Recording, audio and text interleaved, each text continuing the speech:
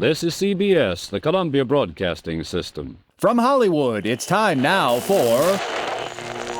Johnny Dollar.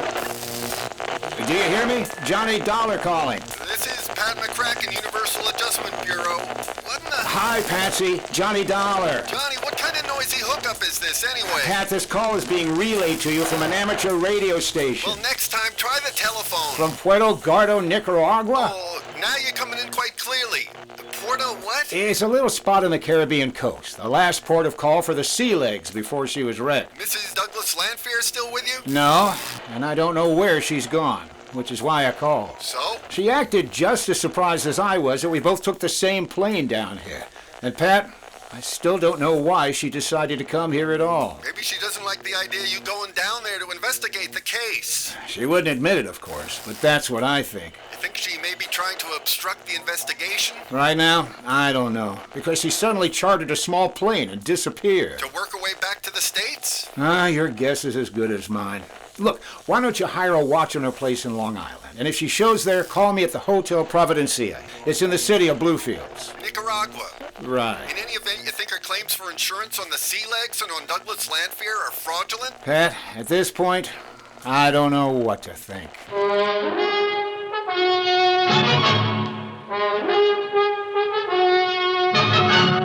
Tonight and every weekday night, Bob Bailey in the transcribed adventures of the man with the action-packed expense account. America's fabulous freelance insurance investigator. Yours truly, Johnny Dollar.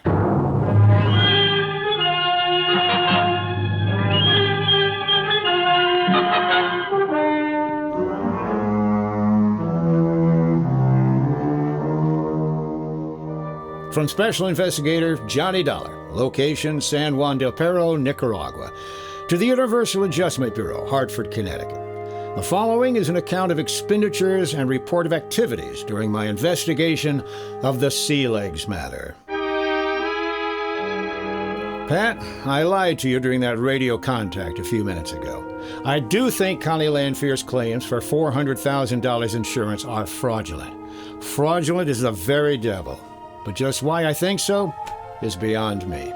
At any rate, the assistant who's foisted himself on me down here is a real weirdie, whose name, believe it or not, is Oscar Patrick Vladimir Pesquero. He rented a plane and has flown me here to Puerto Gardo, a half-baked little town on Nicaragua's east coast.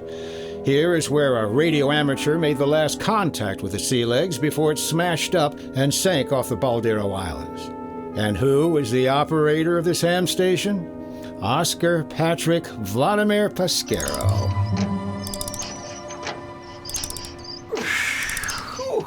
Such a long talker, Mr. Dollar. I'm cranking this generator till my arm is nearly dropping off. I'm sorry, Oscar, but that contact with the States was important. Even my back is tired. Ugh.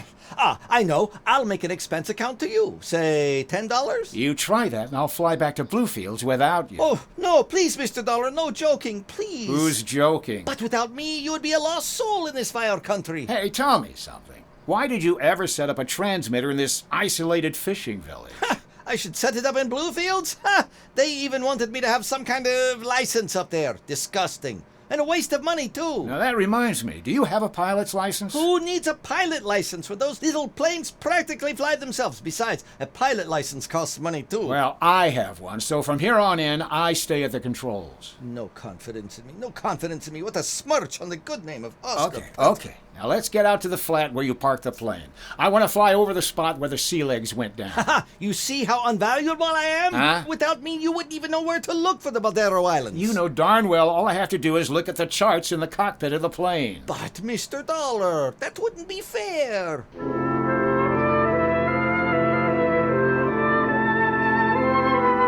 The Balderos turned out to be only 6 or 8 miles offshore.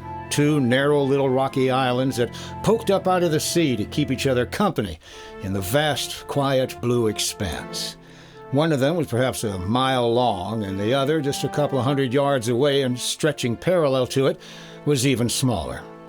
Sure, to a man at the wheel who was unfamiliar with these waters and without charts, the Balderos could conceivably be a menace to navigation.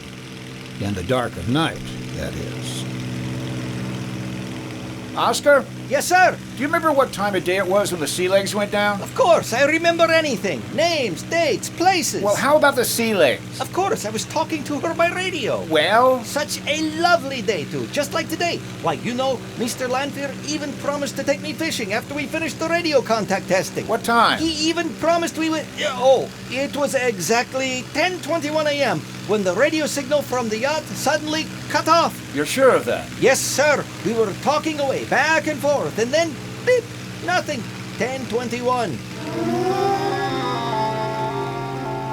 One question, a couple of real good answers. A day like today meant it was clear and calm, and 10:21 a.m. meant full daylight.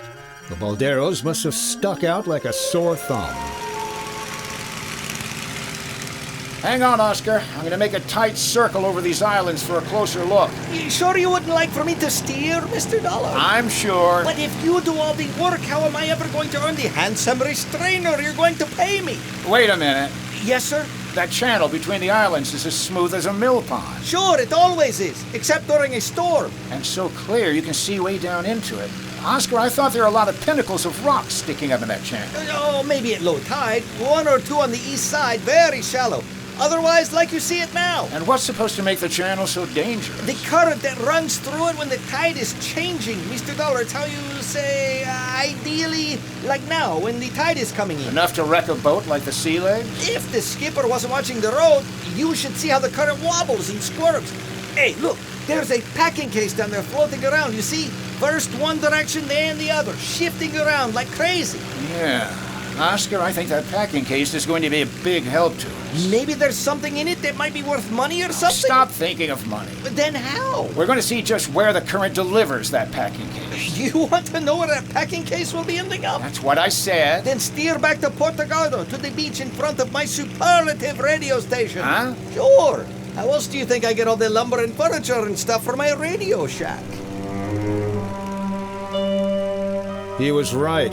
From the air, we could see that every bit of flotsam passing through the Baldero Island Channel on a rising tide wound up in the tiny cove on the shallow sandbar directly in front of Oscar's radio shack. Even now, it was piled high with crates, bits of ship's rigging, and odd pieces of furniture. That junk stay down there forever, Oscar? No, Mr. Dollar. Once a month, a real big high tide comes along and presto, I have a clean front yard again. But I always make a trip up here before then. What do you mean? Sure, that's why I am Nicaragua's #1 beach brusher. Oh, stop being corny. What? You mean beach comber. So I have to brush the sand off everything I pick up down there. So you didn't laugh. What do I care? Anyhow, you should see some of the valuable things I pick up to sell to the natives. Well, tell me, 2 years ago, when the Lanfear's other boat went down. You should have seen it. Everything that could float ended up right in my front yard. It was beautiful. How about when the Sea Legs was wrecked? You know, that's very funny, Mr. Dollar. There was nothing. Nothing at all. I don't understand it. Well, I think I do. I think I'm beginning to understand a lot of things about this case. Hang on, Oscar. We're flying back to Bluefields. Expense account item 12, 30 cents American. Taxi from the private airport where we rented the plane to the headquarters of the Federal Maritime... I never will get that straight. Call it the Coast Guard. And Captain Ramirez. Si, senor. On July here it is. The date? And at 10:21, Captain. Si. The tide at 10:21 was just after what you call, neap. So it was neat. It was pretty. What does that mean? Oh, shut up, Oscar. Yeah, I see, Captain. Neap tide at 9:40, so it's coming in, rising, huh? Si, senor Dollar. Rising up. Good. Thanks, Captain. Here, buy yourself a cigar. Buy yourself a whole box. Gracias, senor. Gracias. Come on, Oscar. Sure, Mr. Dollar. Nothing for me? Later. Come on. We're going back to the airfield. And from there, we're going to fly down the coast again. But Mr. Dollar... And I feel so good, I may even let you fly that plane this time. For a small pittance, even? For a small pittance, even. Now drag out your best dialect and call that taxi over here.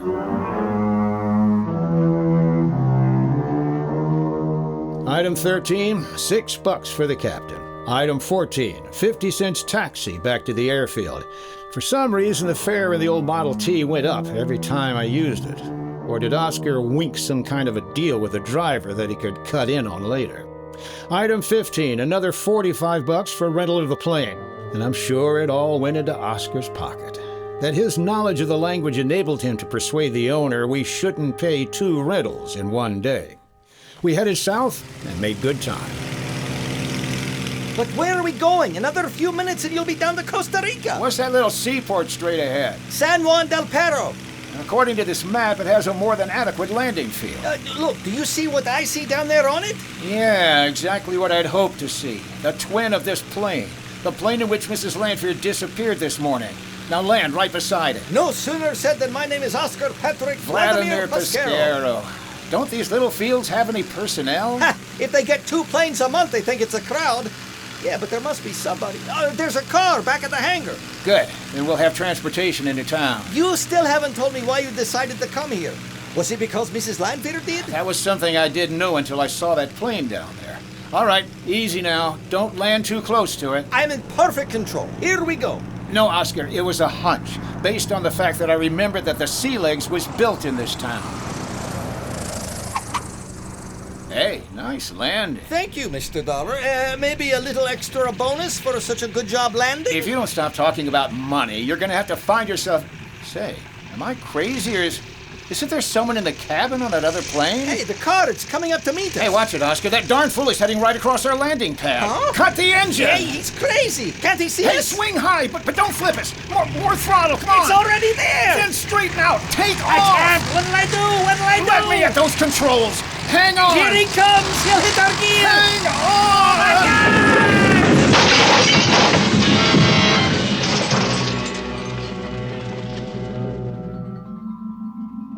For a long moment, there was nothing but a vague blackness all about me, and the sound of our crack-up seemed to roll and echo almost dreamily back and forth in the recesses of my mind. Then slowly, hazily, I seem to hear some other sound. Yeah, like an engine far off. An engine of a plane starting up and lazily moving away. Sure, yeah, of course, I did hear it. It was the other plane, the one that had been parked on the landing strip. Then as my mind began to clear, I realized I'd seen something, someone else. I'd caught a glimpse, before the car struck our landing gear, of the man behind the wheel of it. A man whose picture I'd seen briefly at the home of Constance Lanfear. But it couldn't be.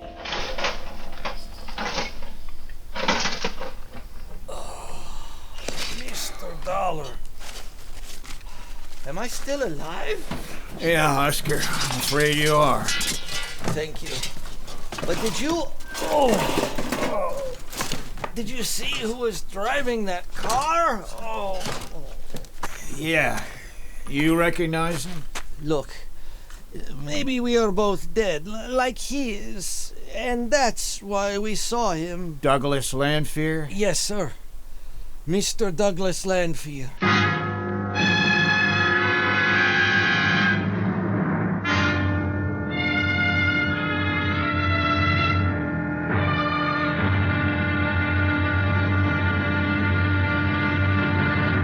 Now, here's our star to tell you about tomorrow's episode of this week's story. Tomorrow, the dark back streets of San Juan del Perro yield some valuable information and a threat of sudden death.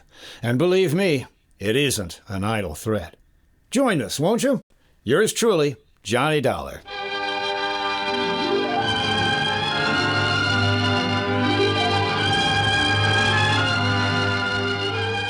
Yours truly, Johnny Dollar, starring Bob Bailey, is transcribed in Hollywood. It is produced and directed by Jack Johnstone, who also wrote this week's story. Be sure to join us tomorrow night, same time and station, for the next exciting episode of Yours truly, Johnny Dollar. Roy Rowan speaking.